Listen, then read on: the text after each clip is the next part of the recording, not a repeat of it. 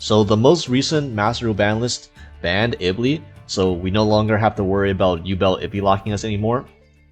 However, there's a couple cards that were released in the new selection pack, and those cards I'm referring to are Ken the Warrior Dragon and its counterpart Gen the Diamond Tiger. So what do these cards do? These are essentially monsters that special summon a monster to your opponent's field. Ken will summon Gen to your opponent's field, and Gen will summon Ken to your opponent's field. And as we all know, in modern Yu-Gi-Oh!, giving your opponent a monster forcefully without their consent is often is one of the most toxic things you can do. You know, as I mentioned before, we just had Ibli. There's Sanctifier, which Sanctifier has never been used to summon toxic floodgate monster or anything, and unfortunately, Gen and Ken do enable another toxic strategy in the same vein. So I'm gonna show you a couple lines and a couple combos that these cards let you achieve, and it's gonna be a Mikanko deck. So the first combo is gonna be either Ken or Gen. Opening Gen is better, but you know, Ken still works, and then either Ohime or the Mikanko equip spell that summons from deck, the Arabesque. So first you summon Ken or Gen, use its effect, special summon, it's countered by your opponent's field, and their effect will trigger. When Ken summons Gen, their opponent will choose to discard a card, and unfortunately they discard a Brow and drew a card, but it's fine now. This kind of turns off Imperm, but the main thing is that now they have a body on field. So you're gonna use Ohime and add the Great Mikanko Ceremony, then you can discard another card. I'll discard Mayawashi Dori. Then you use the Ceremony to special the Ohime out, and now you will use Ceremony to send the Arabesque to grave, and then use Ohime to equip the Arabesque to the Gen that you just special summoned to your opponent's field. And if you open Arabesque, you would just equip the Arabesque to the monster you gave them immediately. Next, you're gonna use Arabesque, add the special summon Hare from deck, and then get the Gen back to your hand. This will trigger Hare, and you're gonna search Fire Dance. And now, with Ken and Hare on the field, you're going to make a card that's never been used for anything degenerate, right? Just is Soda. Never been used in any FTK or pseudo FTK combos, right?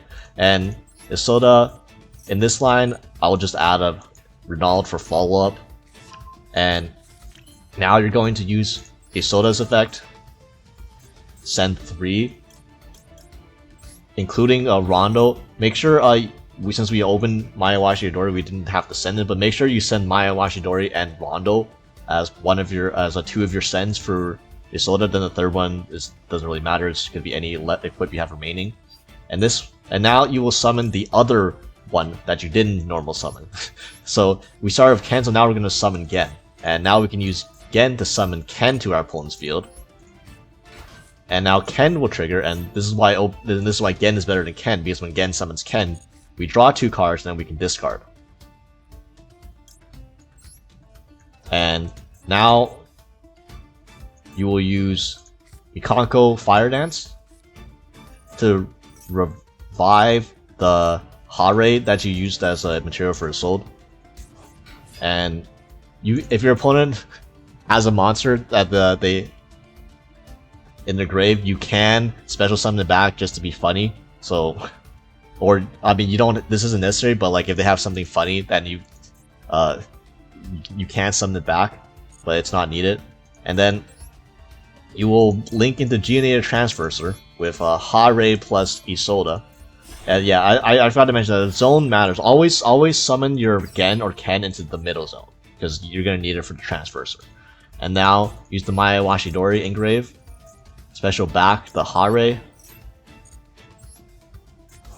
and then equip Mayawashi Dori, and now Yes, we're playing this card. Boomers know what this card is. People in TCG probably have seen this combo. Acid Golem Destruction. None of this matters except the part where it says you cannot special summon any monsters. Okay, and currently we can't, but with Transverser, we're gonna give it to our opponent. Now our opponent can't special summon monsters, and that's the entire point of this combo, is to give your opponent an Acid Golem. So this is essentially an Ibli lock on crack. So obviously your board is not as strong as a U-Bell board, but Acid Golem of Destruction is arguably a much harder card, a much harder lock to out than Ibli, because first of all, there's no such thing as a Lingerable for Acid Golem. You can't just link this onto the link one and get rid of it, so you have to get rid of this the hard way. And obviously you can't normal summon a monster and link it off either for obvious reasons. And the outs to this are like involve random, more obscure board breakers like Dark Hole or Droplets, or if your opponent is really desperate, they can out this by tribute summoning Abyssio if they have one.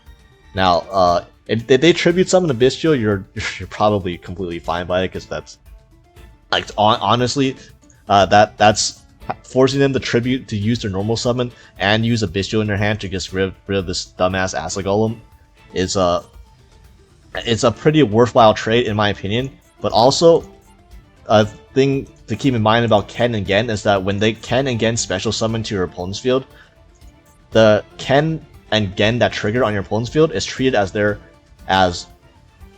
monster effect activating against you.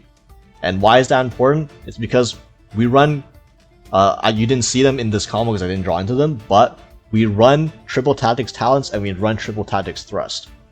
Because Ken and Gen guarantees they make Thrust and Tactics live on your turn 1, because you're forcing your opponent to use a monster effect on you essentially against their will. And because of that, you have access to essentially 6 cards that let you hand rip your opponent turn 1. So if we drew into any of our 6 copies of Thrust or Tactics in this combo, we could look at our opponent's hand, see if they have an out to Acid Golem, and then if they do have an out, like if they do have the Dark Hole, the Forbidden Droplets, or the Bistio, the tribute over it, you just put that back into your deck, and now you essentially get rid of their out to this, and now hopefully when you pass it on to your opponent, they just pass. So you can go further. You can't link Geonator and Ken in this combo. You can't link it into SP. Doesn't really do a whole lot. It just forces them to attack over it and like do stuff in main phase 2 if they even have the out in the first place. But yeah, you can also just leave the Transverser and Ken on the field, because Transverser also, the linked cards this card points to cannot be destroyed by opponent's card effects. So if they don't read and they try to Dark Hole you, then they just wasted their out for no reason, because they actually can't pop this. Same thing with Fire King Island. They have to run over Tribunate Transverser first and do any destruction based effects in main phase 2. So yeah, and our opponent is the danger Dark World Loner, by the way. So yeah, they have a handful of dangers that they can't special summon because of the Acid Golem. So sick. Are they gonna attack our Transverser? Don't really care about that. And then the Ken will, if this survives, it goes back to your hand at the end of the battle phase. And they're gonna normal summon, can't do anything. So end phase. Before the ceremony bounces the Hime back to hand, you can equip the Arabex to another monster if they so decide to summon one, and this goes to hand. And now they have a 3k, and now they have a 3k attack monster on the field, and you're playing Mikanko, so you can probably pretty clearly see what you can do. So you know, Arabesk, let's get out the Huli at the Spearwalk, and then Hare, special the Renaud that we searched as follow-up. Renaud can add back a Fire Dance.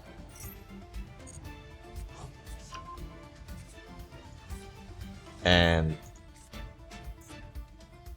yeah, just link this off into something random. And then the Mayawashidori, revive the Hare,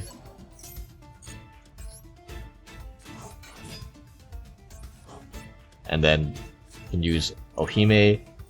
And here I do run Kaga. You could run a second ceremony instead, that also works, and then I'll just discard. Probably don't need original Symbol Spoils anymore. You can Kagura out the Ohime, seeing again an Ash, for example. And now they have a their 3k attack monster on the field. You just attack for game, and obviously they can't Nibiru you or anything, or Bestial you or anything like that, because you know they can't special summon. So yeah, awesome. This is in the game now. It's not gonna be now. This isn't gonna be as popular as Ibly Lock. However, I know a lot of people do not like playing against Mikanko already as is. So yeah, this is just add this to the list of reasons why people will continue to hate playing against Mikanko.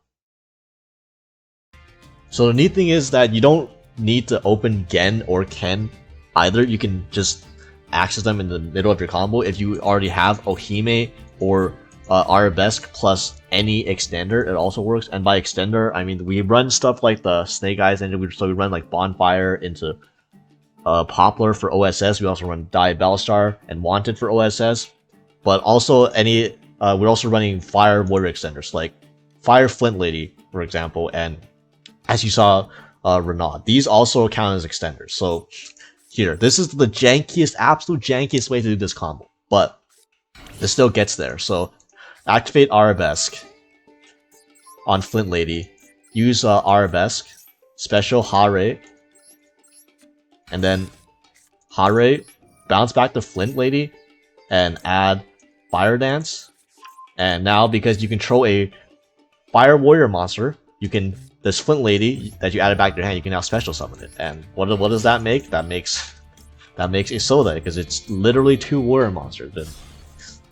And any 2 warrior monsters gets you full combos. So Isoda now, again, we can add the Renaud for follow-up. And then Isoda send 3, including Mayawashidori and Rondo, special Gen, because we didn't access them yet, so now we use Gen to special Ken to your opponent's field. And now you're gonna draw 2, discard 1, probably don't need this, and use Fire Dance, bring back the Hare, make the Transverser. This is a very, very straightforward combo. Very simple, hard to mess up.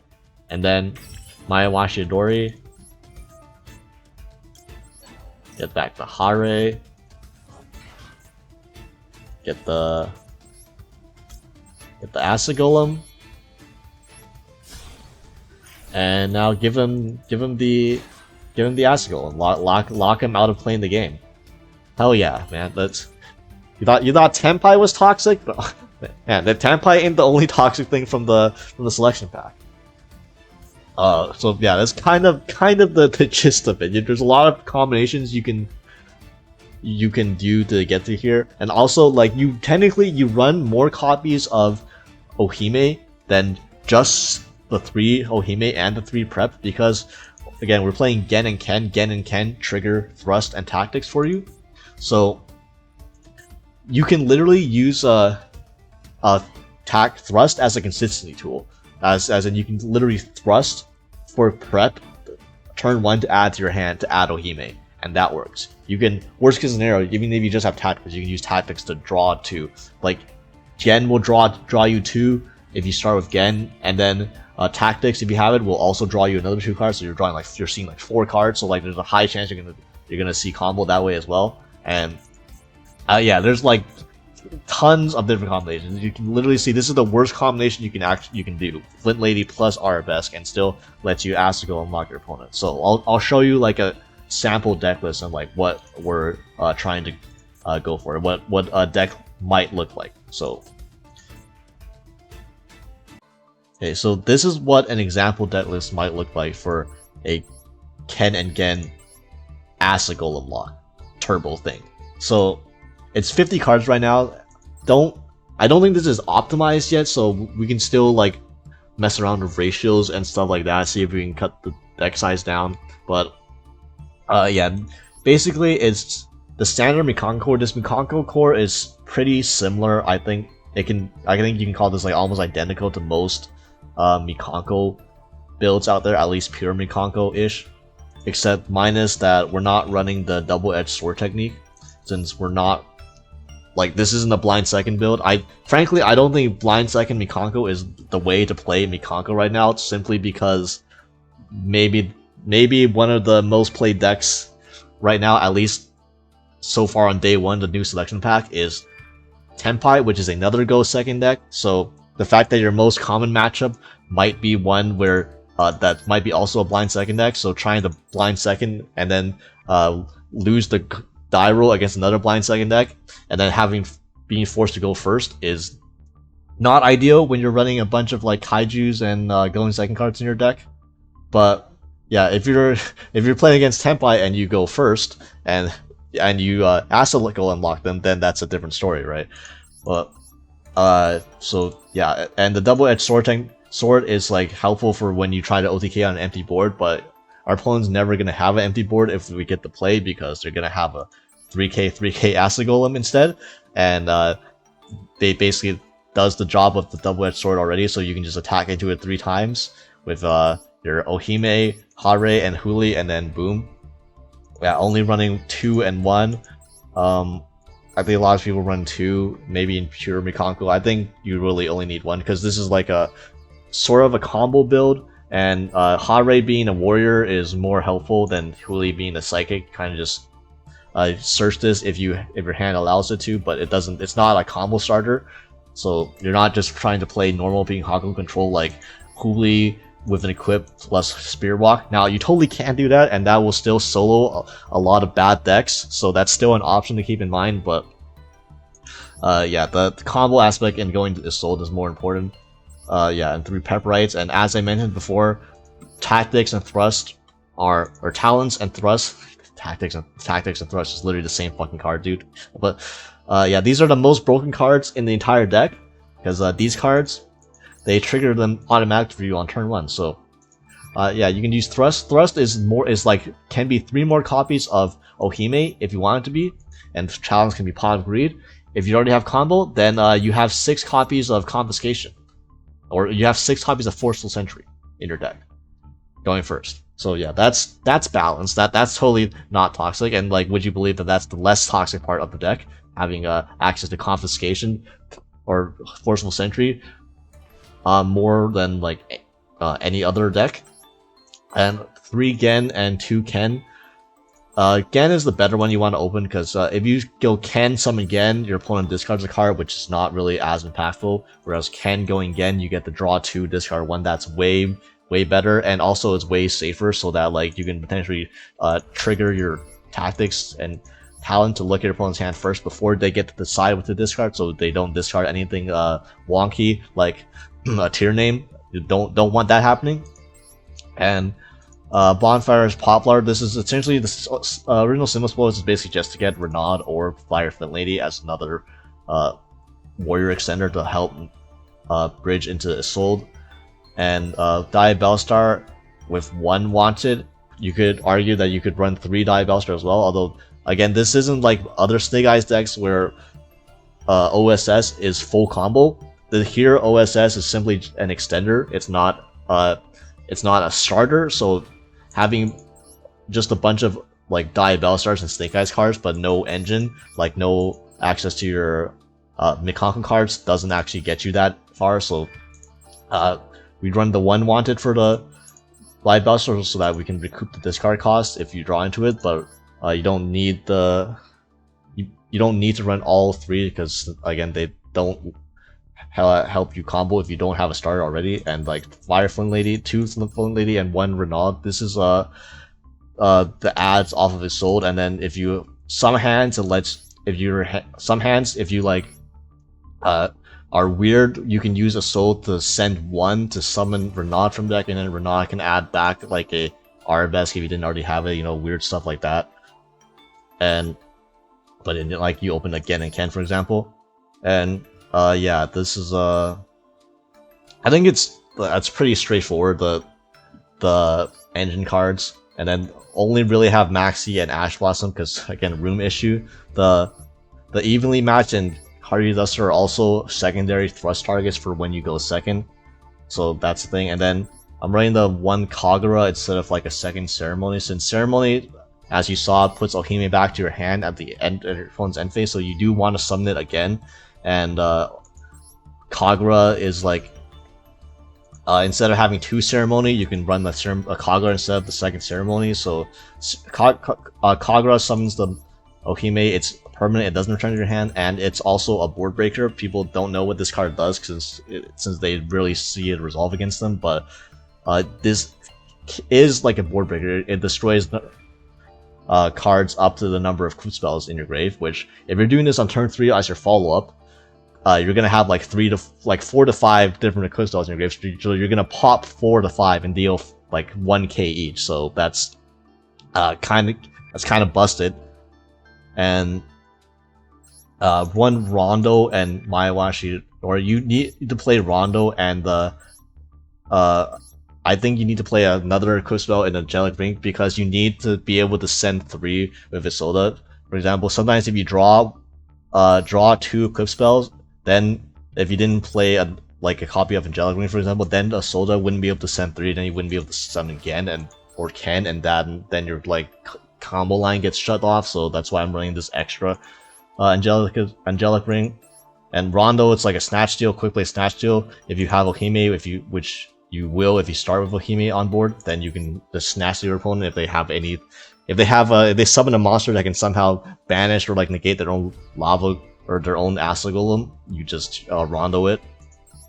And Angelic Ring, it's it negates anything. Now this isn't the greatest because it has to force negate the first one. It's not like you run any other spell and trap negates, so this is easy to play around. But I mean, it's just there for as the next best equip card. You can play. You can play a Durando in place of this as like another extender as well if you want. So that's another option. And yeah, extra deck. Most of this extra deck, it's loose. There's a couple ways you could play like a more secret heavy build with Braver Dragon and like Baron and stuff like that.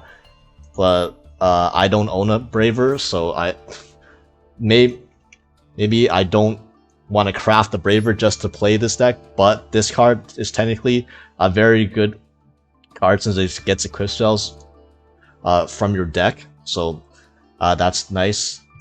Obviously, you gotta play the Acid Golem, and then Isolde, and then transfers, and then everything else is just flex spots. So like as you can see, we're running like Axe Code, we're running Zealantis, Promethean, FTK or OTK. So like in case your opponent somehow for some reason doesn't have enough attack points, or they somehow got rid of the Acid Golem or something, you can still Promethean OTK that way. So yeah.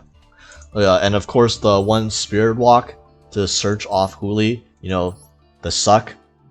Now, I'm sure there might be some people out there who won't object to getting sucked by Huli, but actually no, I should stop this bit right now. I should stop talking about that.